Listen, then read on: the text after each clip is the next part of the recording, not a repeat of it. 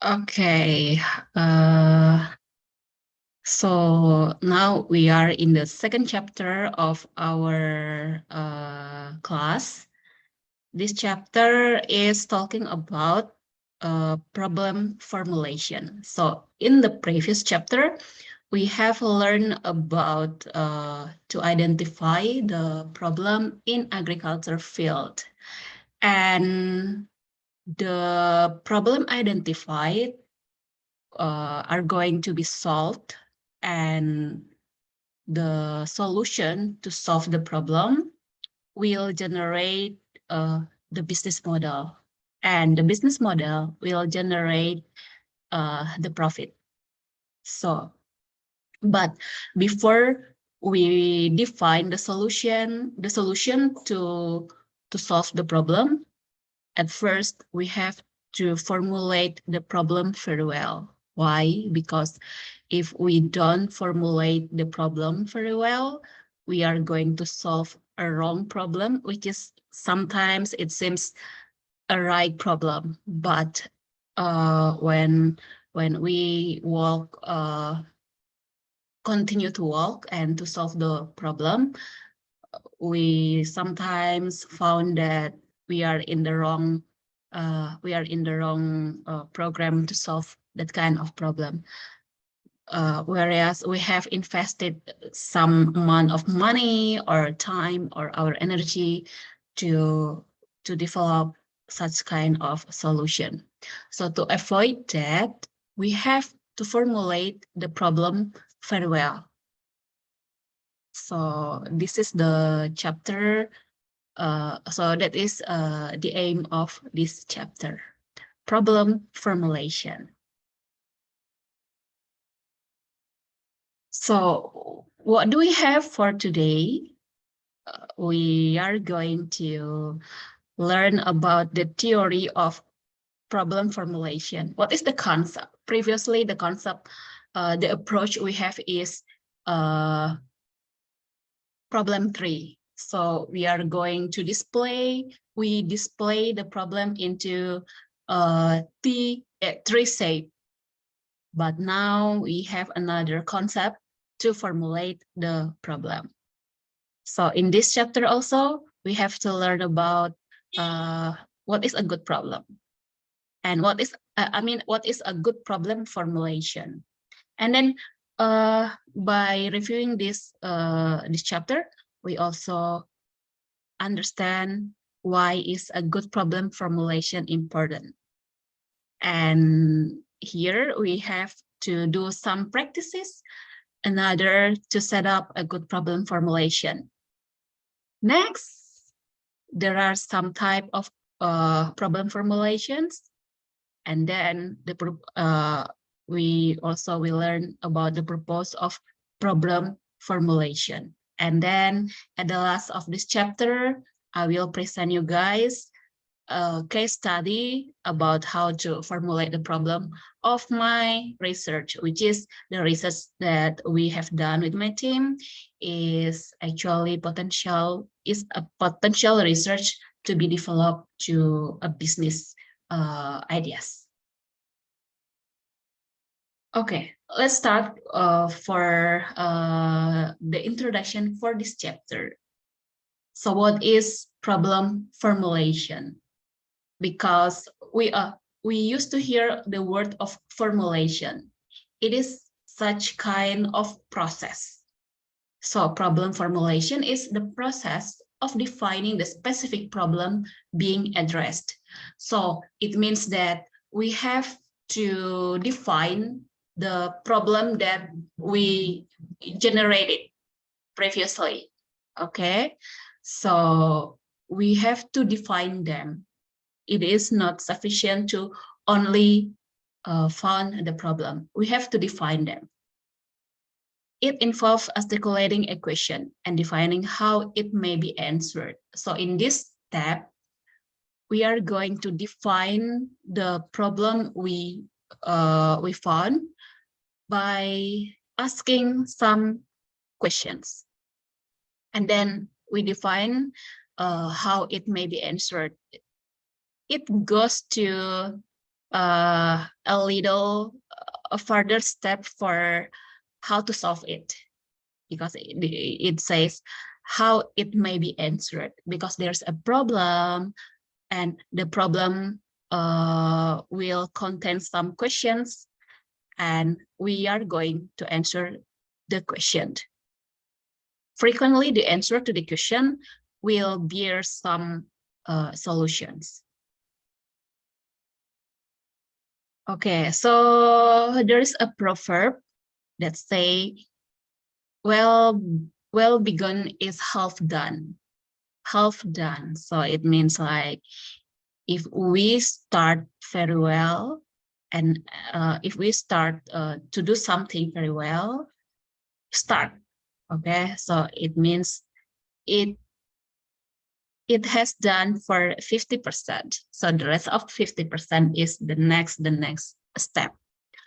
So this proverb means that if we can formulate the problem, which is actually the initial of the step in this course, generally is starting for identify the problem. So if we can identify the problem very well and we formulate the problem very well, so it means that our job is half done.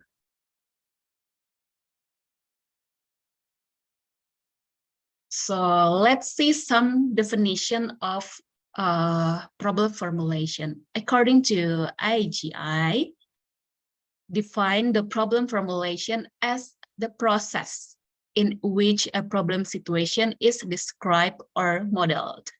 So in this statement, that problem formulation is a process, and in this process, the problem situation is described or modeled. Previously, we identify the problem and we display them in the 3 problem. Now, we do a process, which is the process can display the problem situation, and we describe the problem situation, and we give the model to the problem situation. And the second problem formulation is problem structure. So if we find some term just like ill structure, it is common in when we learn to build the problem formulation in research. So here, problem formulation also problem structure. So when we can formulate the problem, it means we are building the structure of the problem. Why do we have to build the structure of the problem? Because we want to know the basic and also the materials and the causes of those problems.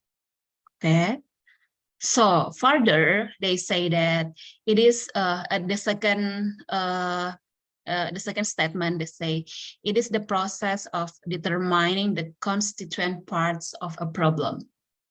So still a process, and to determine the constituent parts of a problem, its important factors and variables. So the constituent parts means like in this problem we have to define the factors and variables and the interrelationship between variables and factors. So by defining the factors and variables and finding the relationship between them, we are working to find the problem, to define the problem structure. Okay, so what is a good problem formulation? So a good problem formulations, we can find a good problem formulation if we can identify the characteristic of the problem we found. So according to this blog, it says that problem has some characteristics. So I mean, like, the problem we found have to meet these characteristics. The first, the problem should reflecting on important issue or needs.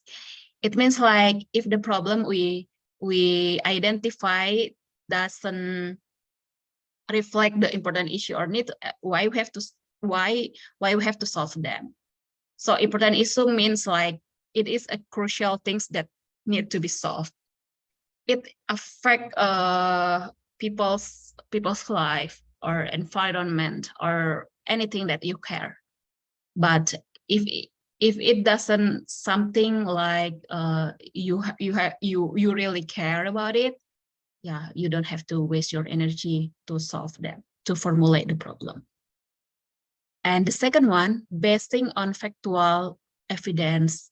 So the problem we found is something that happened based on factual evidence, not based on our assumption. But we have to identify that problem by, previously we say, like, by doing observation, and also, but in this case, by doing like observation, we see the real situation, we see the real problem. So if our problem based on factual evidence, it means, like, we are working for a good problem formulation. And the third one is the problem we found being manageable and relevant. If the problem is something we cannot manage and is something that is not relevant, let's say, to our expertise, or to, if the problem is not relevant to the society's needs, so we don't have to formulate the problem. And then the last character is suggesting a testable and meaningful hypothesis. So we can suggest a testable and meaningful hypothesis. It means, like, if we want to contribute a solution to solve that problem, we have to make sure that the solution, the analysis to test the hypothesis is something that's testable. Okay, next. Okay, this is a reminder for everyone that a number of investigations have examined the factors that impact problem formulation. Okay, so there are some investigations to examine the factors that impact problem formulation. So it's something that in the second characteristic, which is they say, like, the problem we found have to be based on factual evidence. So it is something that number of investigations. So we have to do investigations to make sure whether the problem we found is a real problem. And then a clear criterion by which to establish successful problem formulation has not yet emerged. So this is the finding of the researcher about the problem formulation on 1998. In fact, in many instances, problem formulation success appears to have been approximated by evaluating a distal outcome of this activity. So not generally, but in many instances, problem formulation. Okay, so the production of solutions addressing the identified symptoms. Okay, so it means that when we formulate the problem, and then we generate some, we decide some solutions, and then the solutions will address us to identify the symptoms, because we only can address the solution if we know the symptoms. If we don't know the symptoms, we cannot address the solution. Where are we going to address the solution if we don't know the symptoms? Okay, so why is a good problem formulation important? So at the beginning, I've said that we have to formulate the problem very well in order to avoid the waste of our energy, waste of our time, and also waste of money. So that is why good problem formulation is important. So how to set up a good problem formulation? Okay, at first, we have to translate an initial problem symptom into a set of questions. Okay, so in the previous slide, they say we have to ask some questions to define the problem at first. And then in this slide, they say translate an initial problem symptom. Okay, so problem symptom is the things that affected by the problem into a set of questions. Further, I will tell by maybe by using example will be clear. And then identify the causes of the symptom. So problem bears some symptom, and symptom caused by what? So we have to identify them. So here, type of problem formulation. Okay. So first is descriptive. The first type is descriptive. The problem in the descriptive problem formulation is a problem with the independent variables only in one or more variables. Okay, so the problem in the descriptive problem formulation, because descriptive problem formulation has type, one of them is descriptive. So what is the descriptive problem formulation? You can highlight here that descriptive problem formulation is a problem with independent variables only in one or more variables. So it means like descriptive problem formulation, problem with the independent variables.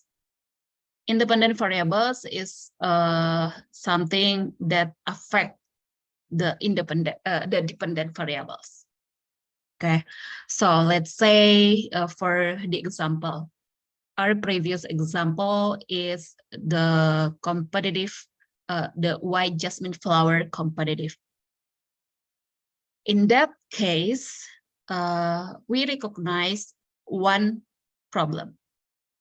What is the problem? The problem in that case, the problem is the lack of production. Okay, the problem is the lack of production, and then the white jasmine flower production is influenced by some variables. Okay, so the variables that influence the white jasmine flower production is independent variables. Okay, we go back to here. So the problem in the descriptive problem formulation is a problem with the independent variables. So let's say the variables problem for that influence the white jasmine flower production is fertilizer.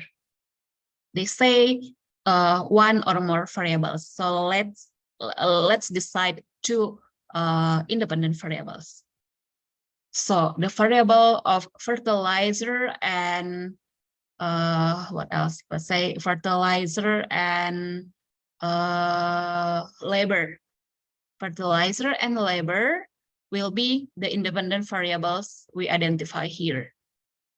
So in descriptive problem formulation, problem with the independent variables, it means the fertilizer as the independent variables to white jasmine flower production has problem inside. Just like the fertilizer, the fertilizer will influence the production of white jasmine flower. And the fertilizer itself also face some problems. Maybe the problem is the price, or the problem is the quality, or maybe the problem of the fertilizer is the distribution chain is too long, something like that. And another independent variables is labor. So labor influence the production of white jasmine flower, but the labor itself also has problem inside. What is the problem? Maybe the labor skill, or maybe the labor desire to do the white jasmine flower cultivation. So that is a descriptive problem formulation. So the independent variables has the problem. Okay. And researchers will not make comparisons of one variable with another sample variable.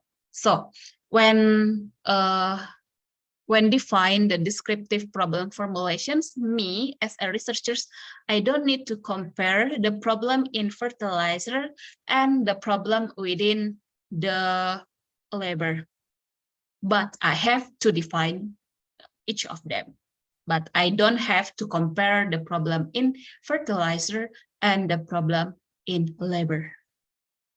Okay, but what do I do in descriptive problem formulation? The thing I do is only to look the relationship between variables. What is the relationship between fertilizer and labor? So just that, I don't have to compare them. I don't have to compare, and I don't have to conclude that the problem in fertilizer is more complex than the problem in labor. I don't have to do that. But I have to question, what is the relationship between fertilizer and the labor? The second type is comparative. Let's see the definition here. The formulation of the comparative problem is a comparison obtained between variables without having to be described.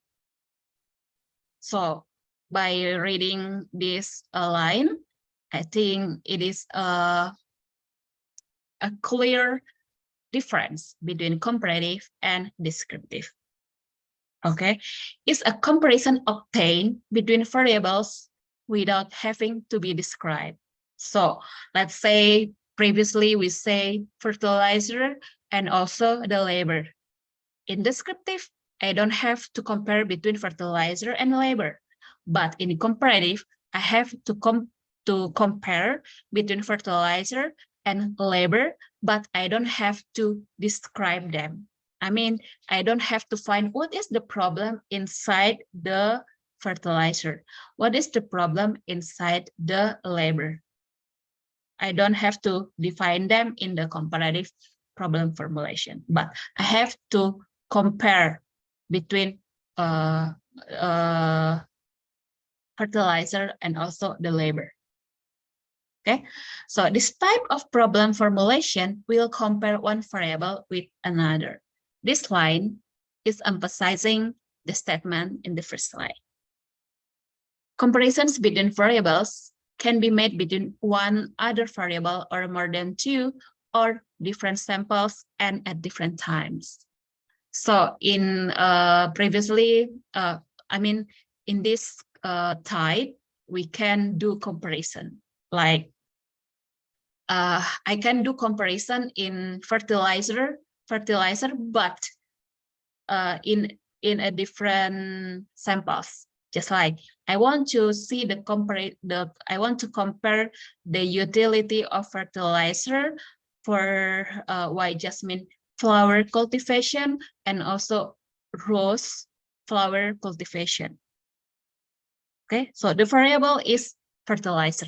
Okay, one variable between between one or two or different samples. Or I also can do comparison between fertilizer and labor in both of them. And I also can do comparison the utility of fertilizer for one object, let's say white jasmine flower. I want to do comparison about the utility of fertilizer for white jasmine flower in year of 2019 and year of 2020. So comparative type is wider than descriptive problem formulation. Okay. Okay, the third type is associative. This type of problem formulation is formed from the relationship and also the comparison between variables. Okay, so because between variables we'll have the relationship. So the relationship between them, we can find, they can be associated. And the comparison also will bear some association. So this associative type can be generated through relationship between variables or through the comparing between the variables. Okay, so this model is known as mixed model because it can be through relationship and it can be through comparison. Okay, so making the problem formulation closer to several related questions. Then these questions will be answered in the discussion scientific paper. So actually, this type of problem formulations is discussed in order to do research. But a good business is something that is started by, at first, if it is initiated by doing research. So the further step for this is, of course, to commercialize our research.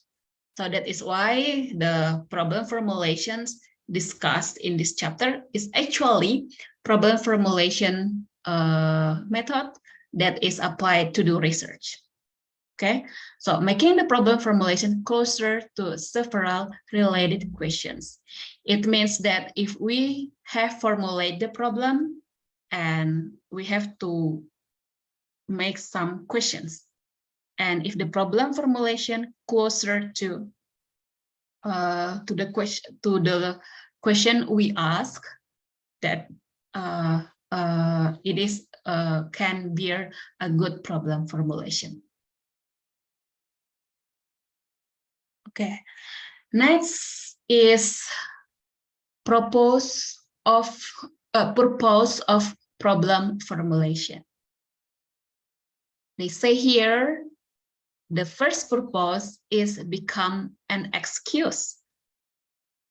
The purpose of making the problem in the formulation of problem is to become a reason for the need to do research. So let's say we have formulate the problem. And then when we formulate the problem, we find ill-structured problem. And then there will be another excuse for us to do a further research, right? So that is why it is said become an excuse. So in the research, okay, I have to emphasize again that the problem formulation here actually applied for research.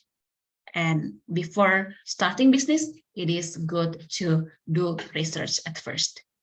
So in the research, question will be presented as problem formulations. So if we read like scientific paper, in problem formulation will be written using question by asking some questions. So that is the meaning of this. Questions will be presented as problem formulations that aim to make readers understand the ideas and objectives to be achieved, even though they are brief. Yeah, because they are brief, it means like a problem formulation written in the scientific paper is brief, right? So this is the purpose of the problem formulation. So it can lead us to a further research. We cannot say that, oh, okay, this research is wrong. We cannot say that, but we can say like, this research need further research. So that is the excuse on that, okay? The second one is become a guideline, okay? Become a guideline. So the existence of the problem formulation functions as a limit for a researcher in conducting his or their research. Okay, so if we are able to formulate the problem, then it means we understand which way we are going to take. But if we don't formulate the problem, we cannot go to a specific destination. So the problem formulation will guide us to particular step. If not, I think we mess our life, because we are going to go to many aspects, and we want to solve many things, many problems, which is that kind of problems is actually not the real problem that cause many things in the society. And then as a guideline, the research certainly has time. Okay, so if we formulate the problem, it helps us also to set the time limit. And also we can predict the energy and the cost that we are going to spend. So that is the purpose of the problem formulation. And then in thesis and papers, this process becomes a guide in answering research results. So when we formulate the problem in our scientific paper, so it will lead us to display our result. For example, if we have 2 or 3 problem formulation, so it means our research result also will follow those 2 or 3 problem formulation. Okay, so the next purpose of problem formulation is to specify the data type. Okay, so what does it mean? If we can formulate our problem, it means that we know that kind of the data we are going to use or we are going to explore. Let's see the first line. Determination of the problem formulation aims as a reference for researchers to choose analysis tools and data analysis techniques, such as, let me give you an example about the production of white jasmine flower, of Indonesian white jasmine flower. So they say here, as a reference for researchers to choose analysis tools and data analysis techniques. So I formulate the problem for my research like the factors that influence the white jasmine flower production. So we see the word of factors influence. And by understanding that, when we see that influence, it means we are going to analyze the data by using influence, which is, of course, we will use like regression that can describe the influence of independent variables to dependent variables. And then by formulating my research problem as well, I know how to analyze the data because I know the analysis tools, and then I know the technique to analyze my data. So that is at first to specify the data type.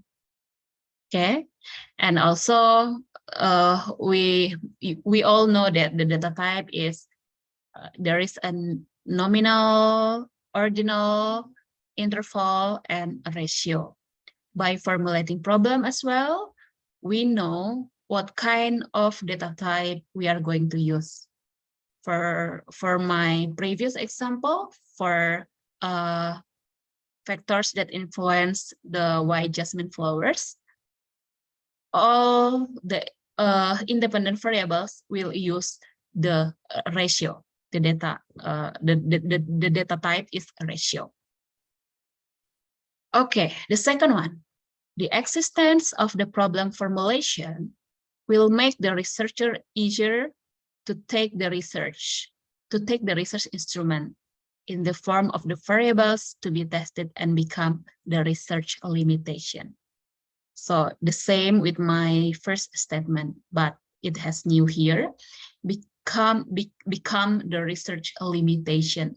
So I can make the limitation to my research by saying that this research is limited to identify the independent variables only for 5 independent variables. Only for 5 because there are maybe more than 5 influencing factors for production. Okay. And then make it easier to determine the sample. Because I formulate my problem, so I can be easier to determine the sample of my research. Who is the sample of my research? Of course, the sample to my research is the farmer, the farmer who cultivate the white jasmine flower. And then this is because the large population with limited time. So previously they say purpose of problem formulation is also a guideline, and a guideline will help us to make the limit, to know the limit of our research. Okay, so easier to determine the sample because maybe our research location has a huge populations, so it means we have to follow the sampling technique by adjusting our needs to our problem formulations. For example, if the population in our research location is let's say like 200 farmers, but our problem formulation can be tested by using like regression, which is 30 farmers are sufficient. So it means we don't have to take those 200%. So just to 30 farmers is enough. So dividing the population into several, so the same with my previous statement. So dividing the population into several sections. For example, if the populations of my research is many, let's say it has the population with small and wide land. So my research can divide them into small group and wide land group. So here is the references. You can go to all of these references to explore more about the problem formulation. Okay, so let's go for problem formulation case study. So the same case will be presented with the case in the chapter 1. So the case is find a good solution displayed on business model to help the farmers to increase the production of white jasmine flower in Indonesia. And the analysis topic to be researched might be the production input affect the white jasmine flower productivity in Indonesia. So in this part, you have to follow the step to formulate the problem in this chapter. Hold on. Start from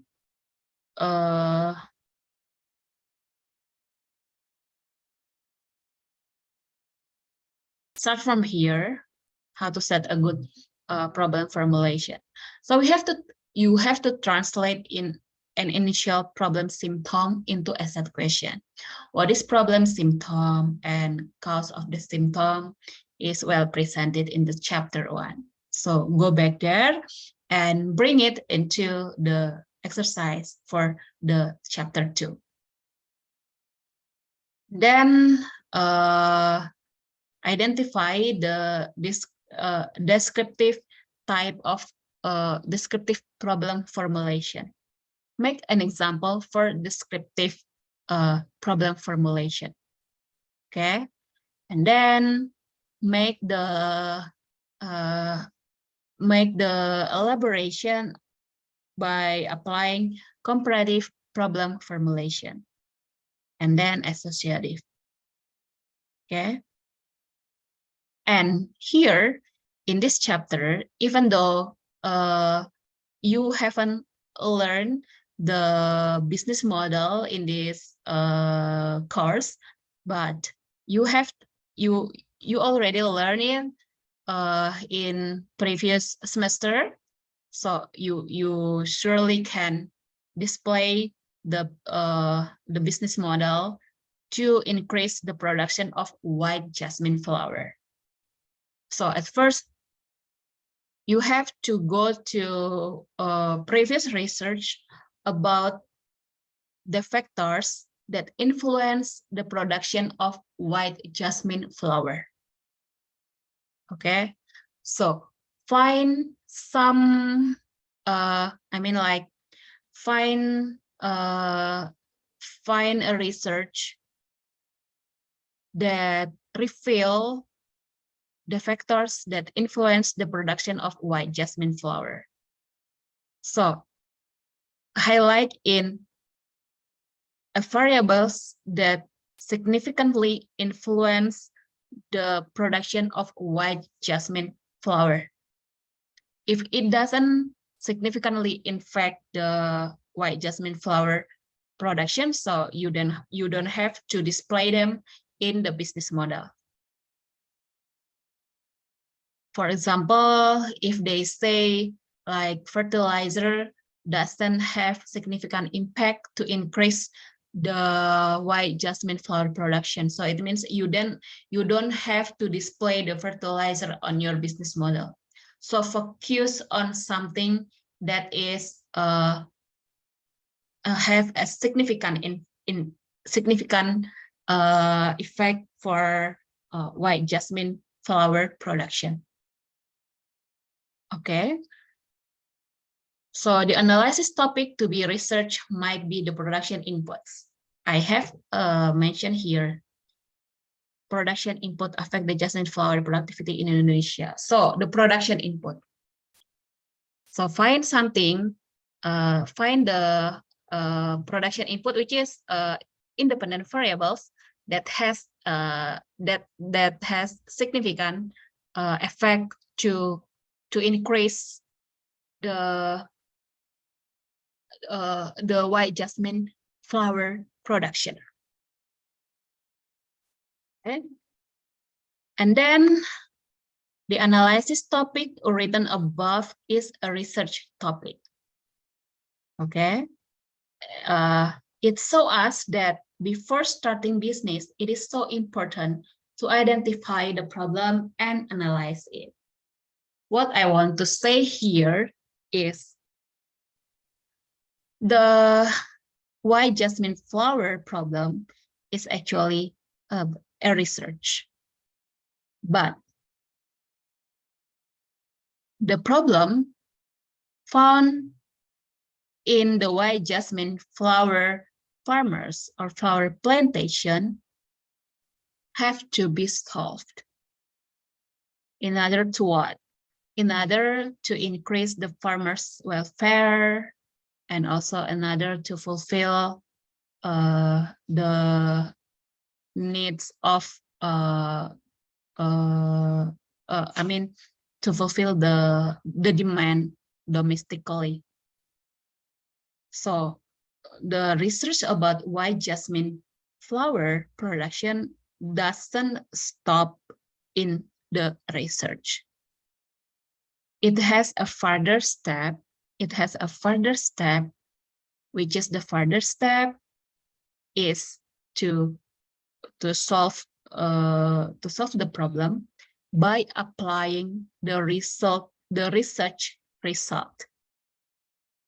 We have known the research result, and it is time to turn the research result into business idea.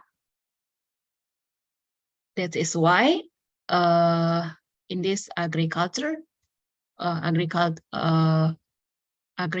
business planning, all the case have formulated at first, have to be researched at first, and then we formulate some solution in the further chapter, and then we display them into business model. Okay, so you got to do your job, your assignment, by following this step. So step 1, identify the problem characteristic. Actually, I have mentioned before. So based on observation, I have prepared the observation here. The demands for white jasmine flower is increasing, and the production keep decreasing. Indonesian white jasmine flower is able to fulfill only 20% of domestic market demand. The decreasing of the production is occurred by many reasons. Actually, this one is presented in the problem 3. Such as the decreasing of land for white jasmine flower cultivation, driven by the land conversion to other commodities, such as mango and other fruits. The lack of soil suitability for the flowers, because desalination is increasing. And then the lack of interest of the younger generation to become white jasmine flower farmers, who prefer to be a factory employee. So this one is the observation. It is not based on assumption, but it is based on evidence. The information was taken through the hit of farmer groups. Okay, so identifying the problem characteristics. There are four problem characteristics. So apply to this observation. Whether it is an important issue or needs, whether it is manageable or relevant. Okay. And then, yeah, this one. And the answer to the step 1, the problem identified above meets all the characteristics. So that is how you have to present them. Okay, the step 2, set up the problem formulation. Okay, so try to formulate the problem. In the problem formulation, it has like the causes of the symptom, or make a question for the symptoms. How much is the need for Indonesian white jasmine flowers in the country in 1 year? What is the average production? Is domestic production able to meet the demand? What causes the decreased production? So this step 2 is a question that is delivered to the problem identified here. Okay, we ask some questions like, how much is the need for Indonesian white jasmine flowers in the country in 1 year? Do they have data? Yeah, they only, oh, of course, you can see the data in the statistical bureau office. And then, what is the average production of Indonesian white jasmine flowers in 1 year? This data also provided. Is domestic production able to meet demand? It has the answer in the previous slide. No, they only can fulfill 20%. And what causes the decreased production of white jasmine flowers? It is in the previous slide. And then, what is the government's policy to address this problem?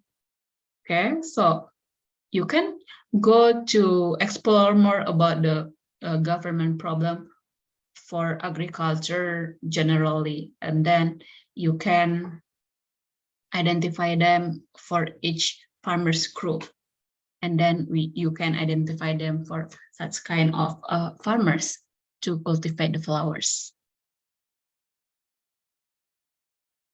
Okay, the second job to do step 2 is identify the causes of the symptom. So here, and then, okay, I have presented to you about how to formulate the problem by following the step 1 and the step 2. So now, do the same things in order to formulate the problem in the case I have divided based on the group. To group 1, formulate the problem to this case.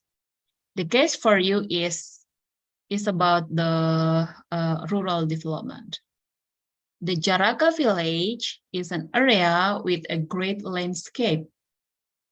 It is stated in the hill, so the Jaraka is quite high. Look down below, we can see the beautiful panorama. So, but because it is stated in the hill, so we can see a beautiful scenery below the hill, with the presence of a wide expanse of swamp. Okay, we call the swamp is Rawa Pening. The village has various agriculture commodities and potentially to be marketed, namely ginger and brown sugar. So this village has so many natural resources. First is scenery, and the second is agriculture products. Actually, not only two, it has a lot. But the society already started to do some innovations for these two commodities, for ginger and also brown sugar. The household main income resource is become farmer. Okay, the wealth of the household is middle to low. Create a business idea to increase the villagers' prosperity, but first formulate the problem. So actually, in this chapter, the main purpose of your assignment is to formulate the problem, but you have to start to make your business model. Okay. For group 2, the case is about food loss. Actually, food loss and food waste, we cannot separate, people cannot separate it. But I choose food loss because it's only happen in agriculture stage, farm stage. So food waste and loss are one of the driven factor of global warming. Food loss is mainly happen at the farm level. So that is why, start from this, I focus on food loss. To reduce the food loss, it is important to apply good agriculture practice. Create a business idea to help the food loss at farm level. But first, formulate the problem. Okay, just follow the step 1 and the step 2. And for the group 3, formulate the problem to this case. So this one is about value added. You have to think about another product made of yellow pumpkin. So create a business idea to help the yellow pumpkin to increase their income. The yellow pumpkin in Getasan village is high. I mean, like this one is the production. The consumption is low, so the production of yellow pumpkin frequently ends wasted. So have not utilized. Formulate the problem before suggesting a new business model and business idea. Okay, after you formulate the problem, and then you can propose some business idea. Exercise guidance, choose your team. One team consists of 3 to 4 people, not more than 3, not less than 3, and not more than 4. Choose the group of the 3 cases to be discussed. If you want to discuss about rural development, you choose group 1. If you want to, sorry, I forgot. If you are interested about food waste and food waste, choose group 2. And if you are interested about creating a new product, adding a value of one product, you choose your group can choose group 3. So it's okay if there are some team will discuss the same group. It's okay, but you have to make sure that this kind of group is something that really attract your attention. Okay, still about the exercise guidance. You have to formulate the problem by following step 1 and step 2 I have mentioned previously. Use the table 1 to formulate problem displayed to step 1. Okay, I have the template for step 1. And use the table 2 to identify the causes of the symptom displayed to step 2. Okay, table 1. So your table template will be like this. Problem identified. Okay, you write down the problem identified here and write down here and make at least 2 paragraphs. Okay, I mean like it means that the problem identified here, you elaborate in the next row. You elaborate them by writing it within at least 2 paragraphs, not less than 2 paragraphs. The template for table 2 is this. Because the template for step 2, because step 2 is to make question for the symptom and the cause of the symptom, right? So you write down the question for your problem and the symptom and the cause of symptom right down here. And then after you write the question, and make sure you give the answer. Just like previously, how many is the white jasmine flower production in Indonesia for 2018, let's say. Yeah, maybe the production is like 1,000. You say 1,000 kg or 1,000 ton. The same here. If you make question and you have to find the answer. Okay, about the material of about your the output of your assignment. You have to use the Microsoft Word. The content is not less and not more than 5 pages. Okay, 1 page for cover. So it means like you have to send me 6 pages, 5 for your content, 5 pages for your content, and 1 page for your cover. The font you have to write down is Times New Roman, and the size is 12, and the space line is 1.5, and put the table 1 and table 2 in the paper and elaborate them. Okay, so here, before I say write the question and find the answer and elaborate them. And in here, write the problem identified and elaborate them into paragraph. You can submit it to FLearn, and my marking indicator is here, the systematic idea. So you have to present your idea systematically. I give the point 10%, and the originality is 30% because maybe some group will discuss the same case, but I can see the difference between group 1 to another group. Creativity is 30%.